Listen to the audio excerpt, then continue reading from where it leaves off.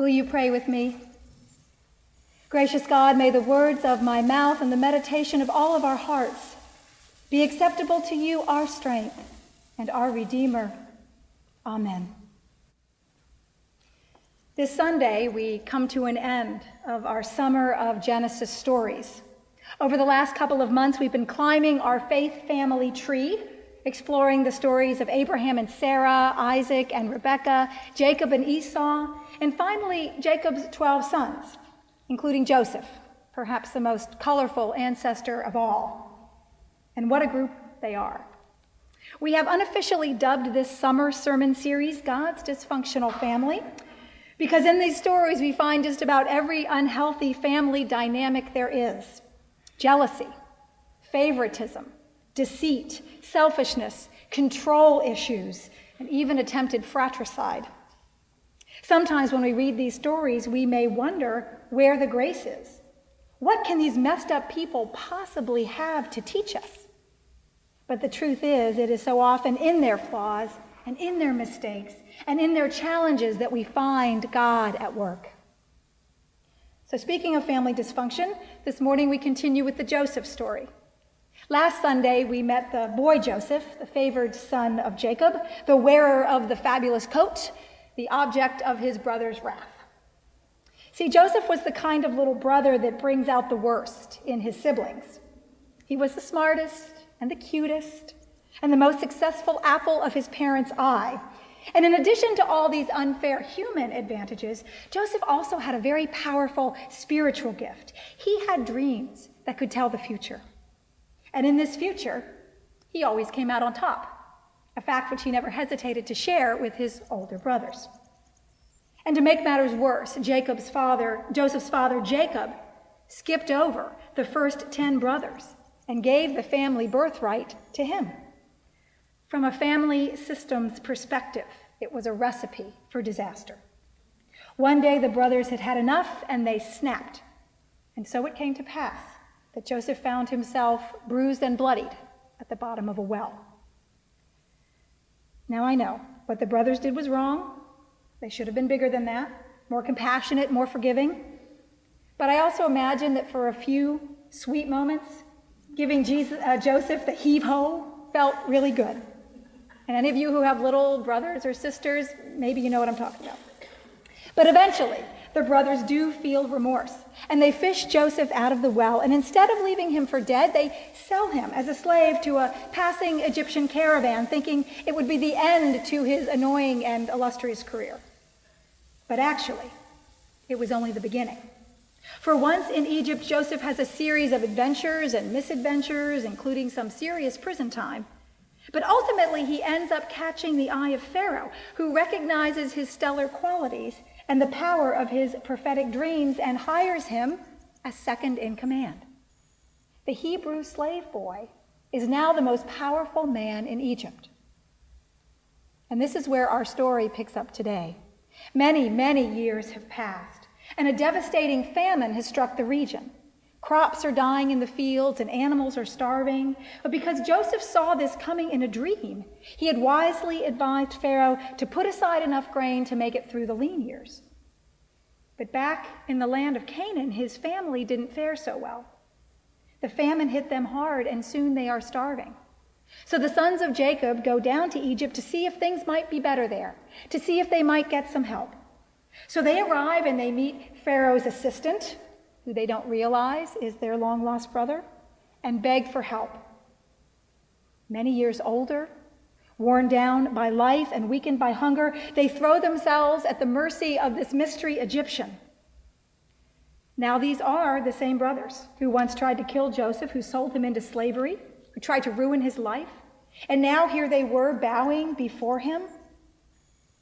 I imagine that in his darker moments, Joseph fantasized about this exact scenario. Who of us wouldn't? And so as he listens to their story, he plays with them a little bit. He accuses them of being spies. He makes them sweat it out. You can almost feel the wheels of his mind turning. Should I help them? Should I turn them away? Should I throw them into prison? There's a real moment of searching his heart and soul as he wrestles with the notion of whether he has it within himself to forgive. One of the elements that makes these Genesis tales such good storytelling is that they never remain locked up in the book. They touch us in some very human places, some very painful places. And anyone who's ever been in a relationship, anyone who has an extended family knows what a minefield forgiveness can be. When someone we know, when someone we love has betrayed us badly or hurt us, our natural reflex is to hold on to the hurt, to nurture the anger. Our sense of justice is violated. We have every right to even the score. And I imagine that this whole righteous anger thing went through Joseph's mind as well. Many of us harbor old family hurts that continue to sting even when we are adults. Many of us have been betrayed or rejected or misunderstood as children, and we feel that our lives have been derailed in some way because of it. For some of us, the hurts are so deep that we may never get over them without years of painful and courageous therapy. For others, time and maturity can lessen the pain, leaving us with scar tissue, but able to move forward in some semblance of healthy relationships. We never forget the pain, but we are no longer chained to it. I'd like to believe that this is where Joseph is. He'd done a lot of living in the years since he saw his brothers. He'd had a lot of time to process what had been done to him.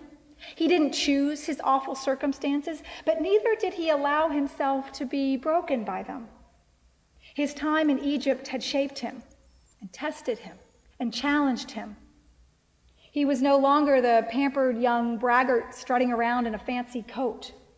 The harsh reality of Egypt had humbled him. But it had also allowed him to develop his gifts in ways he never imagined. He never lost his sense of possibility, his confidence, or his belief in his power to dream. And in that growth and possibility, he found a way to forgive. After putting his brothers through some rather uncomfortable moments, Joseph finally breaks down and cries. Not in some dignified, classy way, but with sobs so loud that they are heard across town, as if he was suddenly relieved of a huge burden he'd been carrying with him for years. If you've ever let go of a long-held anger or hurt, you know what a soul-liberating experience it can be. Grudges and resentments can strangle our hearts, keeping us in a kind of prison where the person who hurt us is still really calling the shots. But when we can release the anger, the pain often follows. And it's an overwhelmingly emotional experience. And I bet Joseph himself was surprised by the depth of his feelings. My guess is that he'd been holding it together for all these many years. His lavish, unconditional forgiveness of his brothers is a powerful and liberating thing. At this moment, however, I'd like to bring in another aspect of the story that we may want to ponder. I don't know if you noticed, but just at the moment of forgiveness, Joseph says something kind of remarkable, but also kind of troubling, and I'd like to explore it together. He tells his brothers not to worry about what they have done to him because God was behind it all the time. If you hadn't sold me into slavery, I wouldn't be here to rescue you now, he says. I have to admit, that's a bit of a problem for me. I get where Joseph is coming from, and I admire his positive faith. And I also realize that the authors of Genesis may be using this story to explain how the Israelites came to be in Egypt in the first place. But I also believe that Joseph's statement there opens the door for some rather dangerous theology. I can't accept that God makes some bad things happen so that other good things can happen. I don't believe the universe is that tidy, nor that God is that calculating. Sometimes life is just painful and messy. The ends don't tie up, and people are left hurting. But it doesn't mean that God is no less present in that experience either. But I know that's an unsatisfying thought for many of us. It feels so much better to think that there is a plan and a structure and a reason for all that happens to us, especially for the bad stuff. But I'd like to talk about this for a moment because I think it is really at the heart of so much of our struggles with our faith. We certainly cannot deny that awful things happen, and sometimes for no good reason at all.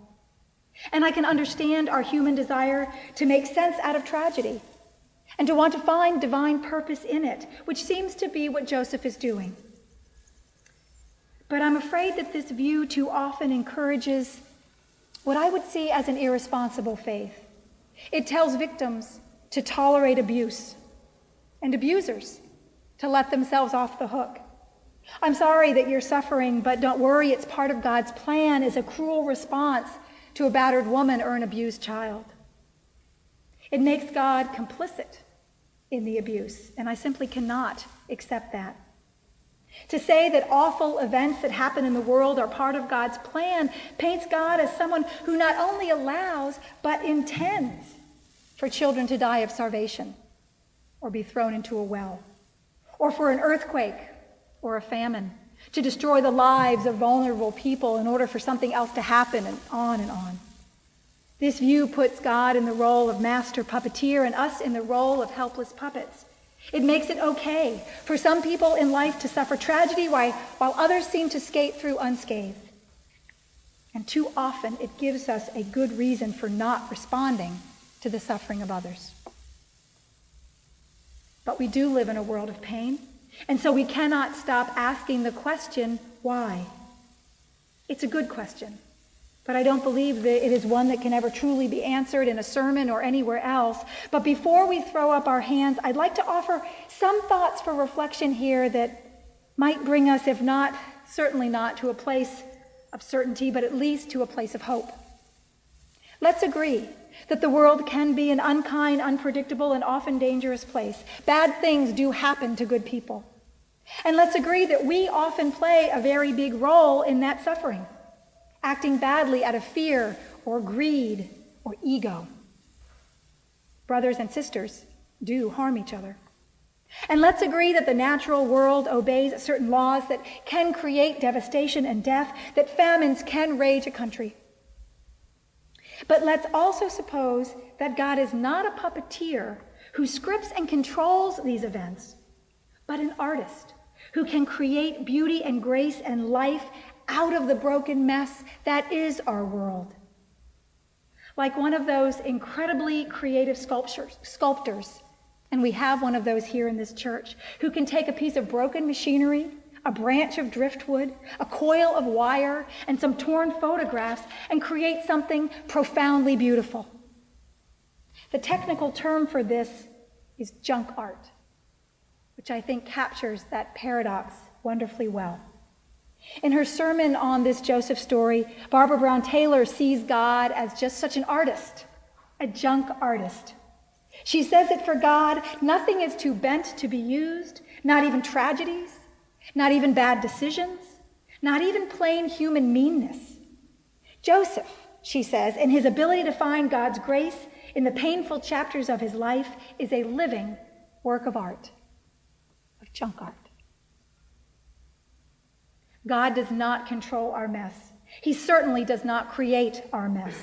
But God can make something good and beautiful even when all we give her is a box of junk. And if that's the case, imagine what she could do if we offered her our most beautiful stuff. We are all given broken pieces of life to work with. We each have within us, within our past, the shards of betrayal and hurt, bad decisions, tough luck, and sometimes the most bent parts are caused by our own families. The story of Joseph shows us that. But it also shows us that God is present in all that brokenness, that God's dream, the one he shared with Abraham and Sarah on that starry night, the one that was passed down through Isaac and Jacob and now to Joseph, that dream endures, not just despite the suffering we humans cause, but sometimes found deep within it, For God's dream for all of us is larger than the bruises and scrapes and scars that life hands us. It is mixed in with the gifts and possibilities and open doors and open hands that life offers us as well. As his brothers stood before him, Joseph took a step back and he took a look at his life and he saw beyond his anger and pain and hurt. He saw a life where God could redeem the worst moments into something like salvation, where God could create a masterpiece out of garbage. And in that moment, he found the grace to forgive. As we look back on the many pieces that make up our lives, my prayer for all of us today is that we can find God's artistry, bringing the beauty out of our pain and the hope out of our despair. And that when we are faced with the chance to heal a torn relationship or mend some of the broken places in our lives, that we can see those raw materials as part of a masterpiece hidden among the junk, and that we become artists of God's grace as well. Amen.